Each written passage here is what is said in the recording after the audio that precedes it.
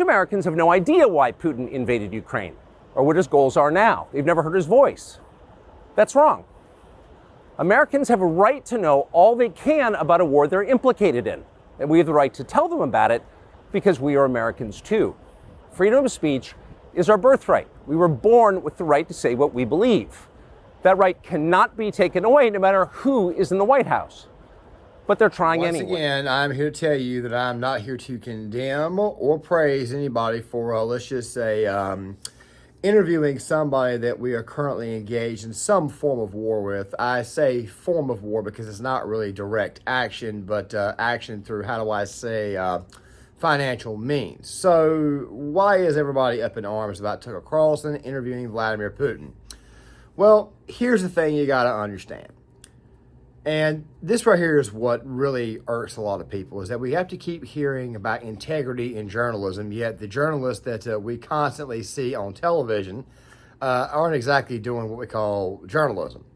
But of course, a lot of people are going to get mad at Tucker Carlson because he's interviewing Vladimir Putin. Now, let me go ahead and tell you this now. If you're going to get mad with Tucker Carlson interviewing Vladimir Putin, then you might want to get mad with Oliver Stone for interviewing Vladimir Putin. As a matter of fact, Oliver Stone's entire ordeal with Putin is on Showtime, and I think it did a lot more to paint him in a positive light than anything that Tucker Carlson or any other Western journalist could do. Now, my personal thoughts on Putin are this right here. I view Putin as somebody who is definitely an enemy, but still at the same time, somebody that you probably could, based upon the old, and I mean old disagreements between Russia and China, you could actually turn him into a bit of an ally. However, the thing is this right here. As Russia continues to inch closer and closer and closer to China, obviously this is going to become a problem, especially for the United States on the world stage. So what are my thoughts about this interview? Well, exactly the same thoughts that were given about Oliver Stone. Oliver Stone went over there to interview Vladimir Putin, and of course the mainstream media gave him some praise, and then they also gave him some backlash too. But of course, I don't think there's anything you can do to make somebody look in a positive light any more than what Oliver Stone did. So to all the people who are getting mad with Tucker Carlson for interviewing Vladimir Putin, my response to you is do us all a favor and shut up. You are exposing your hypocrisy here. Now, me personally, I don't really care for the man too much. I don't really care for Putin, but I definitely do not care for Vladimir Zelensky. Of course, me saying that will get this video demonetized, but that's okay because there's already 2 more videos being released today. Now, this video right here is going to be the second video of the 3 videos. The third video is going to be the one on the immigration bill and all the gaslighting. And of course, the first video is going to be on the Stephen A. Smith pulling the race card ordeal over Cliff Kingsbury being hired by the Washington Commanders by the, I still call them the Redskins for the most part. Don't worry, that way. We'll also ensure that this video gets demonetized. But still, I want to talk about this right here because a lot of people are upset because of journalism actually being done here. Of course, some people think that Vladimir Putin and Tucker Carlson are conspiring with one another. I don't think that's the case at all, even though Bill Kristol is calling for Tucker Carlson not to be allowed back into the U.S., but still, where were these calls for Oliver Stone when he interviewed Vladimir Putin? Very interesting.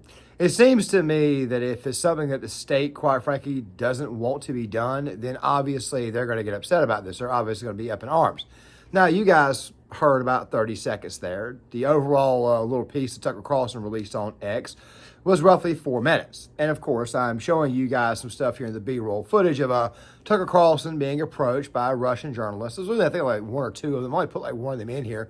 And of course, you see some Russians being interviewed on the street, basically giving the man some form of praise, saying that they have a positive opinion of him. Russia has been America's oldest adversary, dating all the way back to World War II, probably before that. Now, I'm going to very, very briefly explain this, and then we're going to go on to exactly how it is I feel about this situation and what exactly Carlson is doing.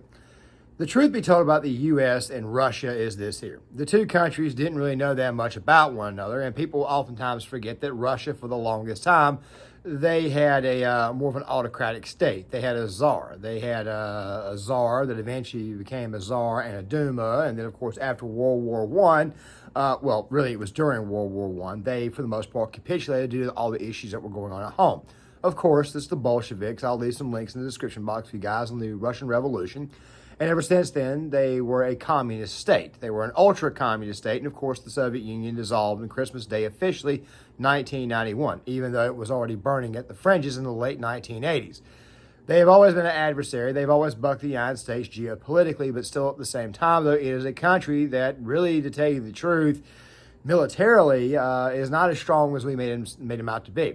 Their annual budget when it comes to military spending is only right around $60 billion, and of course it would be in the U.S. interest not to let Russia spend any more than that, or go out of their way to keep Russia from spending more than that. But Russia is a country of a lot of natural resources, a lot of things that, quite frankly, could eventually make them a superpower if the United States is not careful. Now, the NATO stuff, the U.S. inching in on territory, Russia feeling the U.S. is getting too close, that right there is a separate documentary for a separate day that I was going to probably include in a little piece that I call Why George S. Patton Was Correct. I say why George S. Patton was correct because after World War II, the United States, for whatever reason, we chose to give Joseph Stalin pretty much the Eastern Bloc of Europe after we had just defeated Adolf Hitler. So, of course, Eastern Europe, they suffered under the Soviet Union at the time. Ever since then, U.S. relations with the Soviet Union or Russia have soured. In a lot of ways, we could have prevented this if we'd have just taken Patton's advice and kicked the Bolsheviks out of Poland, kicked the Bolsheviks out of Czechoslovakia, kicked the Bolsheviks out of Eastern Europe as a whole, created a buffer line. Of course, a lot of people will argue that Russia would have fought back, of course, and it would have been a very bloody war. And my response to that is, well, after their counteroffensive, we would have simply counterattacked. And because we had nuclear weapons, we could have actually used them, and we could have actually gotten Russia to basically get on their knees and say, we're sorry, we're not going to do this anymore, and Stalin would have eventually been deposed. Now, I know somebody in the comment section is going to say, well, what about Hitler? My response to that is the Nazis were obviously wholly evil, okay? But I also want to tell you now that after World War I, after the Russian Revolution, after Vladimir Lenin died, the Soviet Union, the Great Famine, the eventual purges, millions of people also died under Stalin too.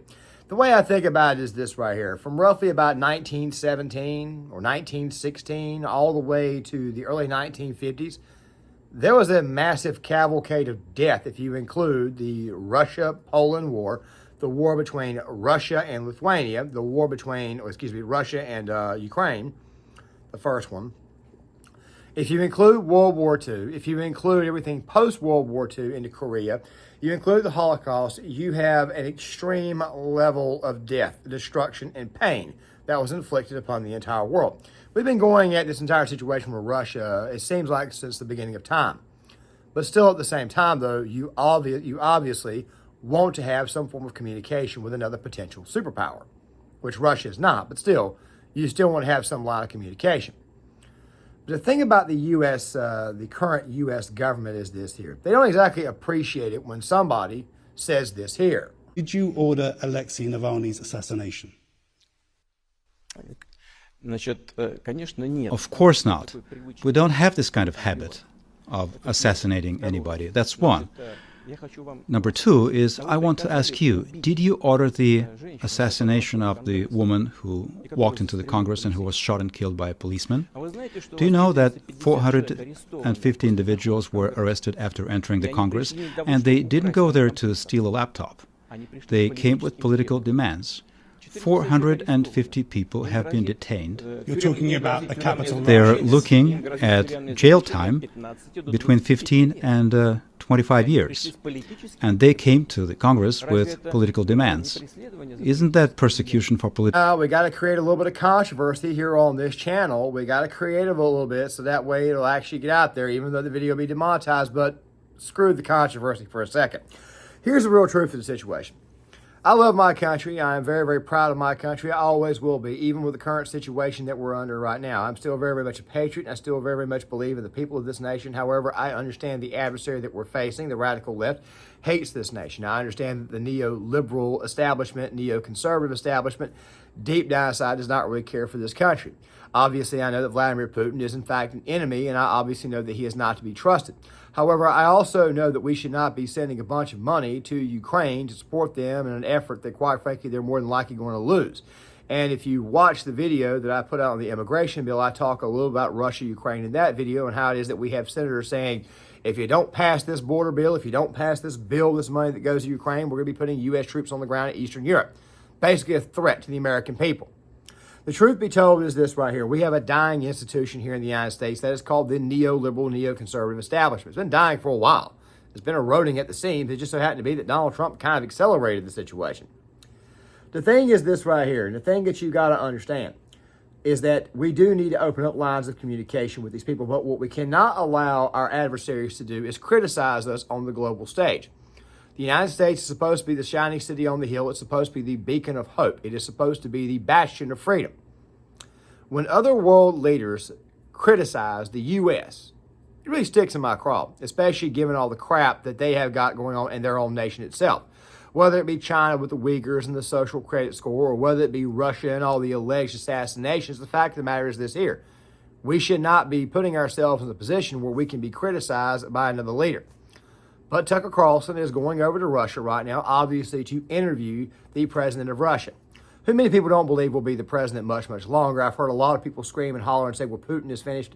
You were screaming Putin was finished back in 2021. You were screaming it in 2022. You were screaming it in 2023. As a matter of fact, you were screaming it back in 2017, 2018.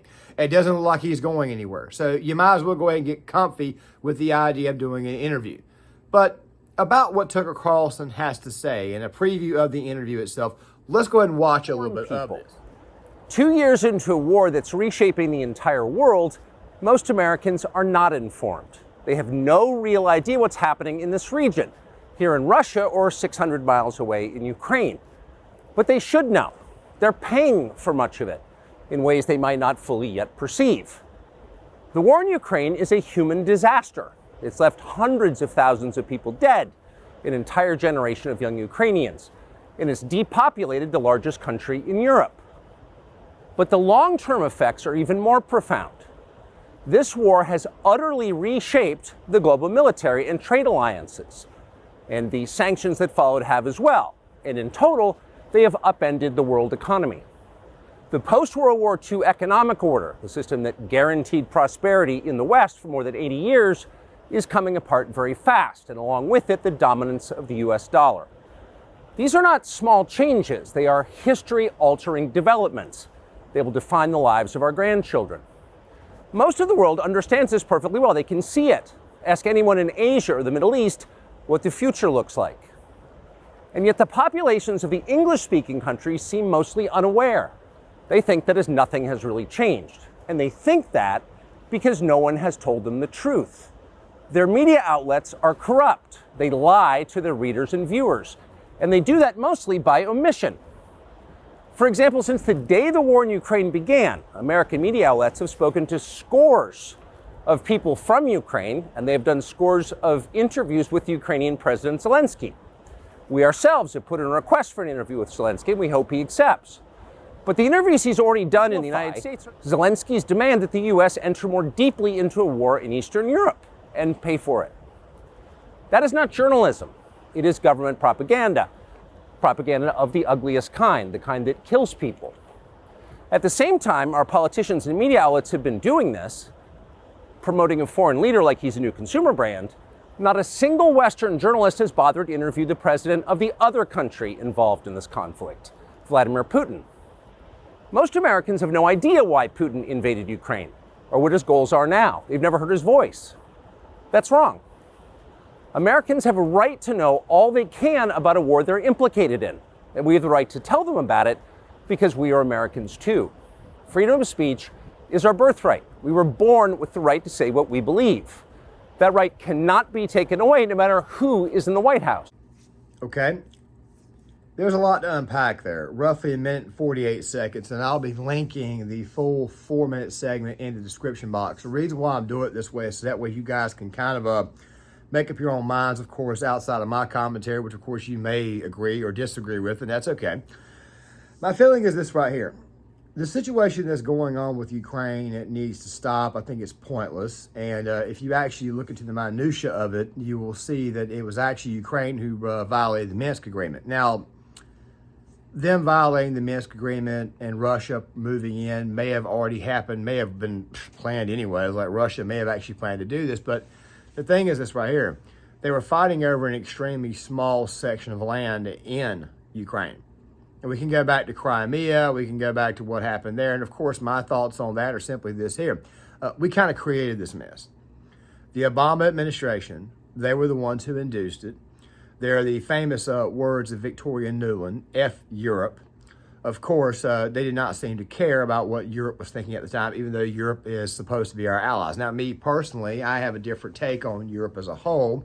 I do agree with NATO, but I do think that NATO nations need to kick in a lot more money if they want U.S. help and U.S. support. That right there has been the main concern of those who are more in the America First category, those in the traditional conservative category, and those in the neoliberal category. I don't classify the far left in this category because far left doesn't seem to understand foreign policy. Don't get me started on that. They just never seem to understand exactly the reason why things are the way they are. Of course, you've also got those people out there who love to run their mouth and say that Russia won World War II, but yet they always seem to neglect that Stalin invaded Finland. He also invaded Poland, assisting Hitler. Invaded Finland, ended up being a stalemate. They also tend to forget that the United States had a Lend-Lease agreement. And I can already hear somebody screaming in the comment section that the Lend-Lease agreement didn't really help Russia out that much. They didn't really use it. But still, if you actually look at the conflict itself, you will see that the United States played a bigger role than you think. Let's see. While Hitler was in the process of winning the Battle of Kursk, we hit Sicily and Italy both. That right there forced Hitler to pull his tigers off the line and send them back. Also, the United States even being there is really what gave Russia the opportunity to counterattack. By the way, even if the United States had not gotten involved, let's just say the war was between Russia and Germany, it's very possible that Germany still could have very, very easily beaten the Russians. So yes, the Russians did need some form of assistance in order to defeat the Germans. Me personally, I tend to think of it this way here. We won the war, as in the United States, England, as in those who did not assist Russia, those who did not assist Hitler, won. That right there is basically what I'm saying. I know I said assist Russia, but of course that right there came out wrong. What I meant to say was assist Hitler. Russia assisted Hitler earlier in the war. It just so happened to be that Hitler stupidly invaded Russia and had to eventually deal with the Russian winter. Different video for a different day. Don't worry, we'll talk about that in the Why Patton Was Right video. Fact of the matter is this right here, though. Journalistic integrity is obviously very important, and it used to be that being a journalist in the world was a great thing, but nowadays it really isn't, because at the end of the day, most journalists just sound like good old-fashioned propagandists. And I already hear somebody in the comment section screaming about Tucker Carlson going over there to Russia to interview Vladimir Putin. Well, let me ask you a question. Is it unwise to not know what it is that our foreign leaders think? Is it not unwise? Should we know exactly what it is these people are thinking and what it is they're saying? Even if they're bullshitting us, I think we need to know either way. So that way we can have it on record, on file. I don't believe in discarding records, even if those records are bad or even if those records are full of crap, or what was said was full of crap or ended up being a lie. I still want to keep the record so that way I can have a better idea of what to expect out of that party the next time around. That right there is one of the main reasons why it isn't. I personally don't have a problem with Tucker Carlson interviewing Vladimir Putin. We need to know exactly what's on the mind of this man. We need to also understand that we're spending billions of dollars a year on a war that, quite frankly, is not going to be resolved, that Ukraine is more than likely not going to win. If you go and you listen to somebody like, say, the Redacted podcast, or you listen to any of the generals who have gotten out of the United States military over recent years, have been paying attention to the situation in Ukraine. The situation in Ukraine is absolutely dire. I will leave some videos and some links in the description box. And while Russia is not doing a whole lot better, Russia has definitely got the ability to withstand the beating that's yet to come. Maybe it's possible that Russia wants to take 7 or 8 nations. I really truly don't know that. I don't think that they're militarily equipped for that yet, but the more and more money that we keep throwing into this conflict, and I understand that somebody's probably going to say, well, we would like to cripple Russia by supporting Ukraine. I'm going to leave this lecture from John Mearsheimer in the description box. I advise you guys go check it out. So, no, I don't have an issue with Tucker Carlson interviewing Vladimir Putin. As a matter of fact, I'm actually kind of shocked that this interview would be on X, but then again, Elon Musk has made that platform a little bit friendlier to free speech. So, yeah. Now, guys, really quick, I'm going to be linking the full 4-minute segment in the description box as well as a few other things. This video will probably be the second video that comes out today. So make sure you guys stick around for this video, all 3 videos. We're going to be very, very busy for the next few days trying to get some content out. Obviously, I had some content that did not come out over the weekend that I'm looking to release this weekend. So make sure you guys stick around for that. I understand it's Wednesday. But also something else too. Next Thursday, I'm not going to be around, and I could miss next Friday for posting. So therefore, I'm going to go ahead and try to elevate the posting over the next few days. With that right there being said, I'm going to go ahead and halt this video now. Please tell me what you guys think. Please leave a comment in the description box, in the comment section. Please hit the like button, subscribe, turn on the notifications bell so that way you guys are notified when these videos come out, and I'll see you guys later.